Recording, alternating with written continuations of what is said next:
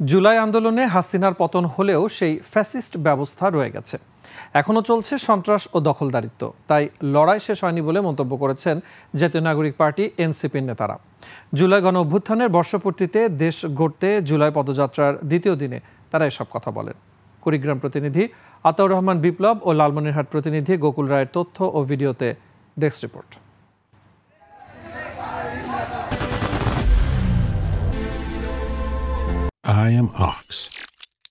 বুধবার বিকেলে লালমনিরহাটের এমটি হুসেন মাঠে আসতে শুরু করেন জাতীয় নাগরিক পার্টি এনসিপির নেতাকর্মীরা। পদযাত্রা শেষে মিলিত হন পথসভায়। বক্তব্যের শুরুতে জুলাই আন্দোলনে হত্যাকাণ্ডের বিচার দ্রুত শেষ করার দাবি জানান কেন্দ্রীয় নেতারা। বলেন, প্রধান উপদেষ্টা শুধু নির্বাচনের অ্যাসাইনমেন্ট নিয়ে ক্ষমতায় বসেননি, ফেসিবাদে জড়িতদের এখনো কারোরই বিচার হয়নি। বিচার সংস্কার এবং নতুন সংবিধানের মধ্য দিয়ে যেতে হবে। কেবল একতরফা নির্বাচন করা হলে, কোন ধরনের সংস্কার না হলে আমরা জাতীয় নাগরিক পার্টি সেই নির্বাচনে অংশগ্রহণ করবে না এবং সেই নির্বাচন জনগণের নির্বাচন হবে না। এর আগে দুপুরে কুড়িগ্রামের ত্রিমোহনী এলাকা থেকে পদযাত্রা শুরু করে শহর প্রদক্ষিণ করেন এনসিপির নেতাকর্মীরা।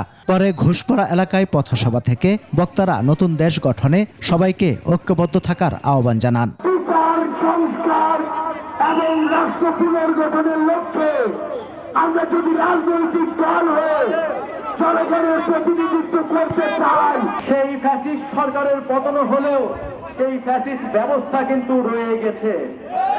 সেই মাফিয়াতন্ত্র, সেই সন্ত্রাস, সেই দখলদারিত্ব কিন্তু রয়ে গেছে। জেলা সমন্বয়ক মুকুল হোসেনের সভাপতিত্বে এ সময় বক্তব্য রাখেন এনসিপির উত্তরাঞ্চলের মুখ্য সংগঠক সার্জিস আলম ও দক্ষিণাঞ্চলের মুখ্য সংগঠক হাসনাত আব্দুল্লাহ। আওয়ামী লীগ পুলিশকে আওয়ামী লীগের বানাতে চেয়েছিল। 1 জুলাই রংপুর থেকে শুরু হয়েছে জাতীয় নাগরিক পার্টির মাসব্যাপী কর্মসূচি দেশ গড়তে জুলাই পদযাত্রা। সমর ইসলাম, ডেস্ক রিপোর্ট, 21 টেলিভিশন।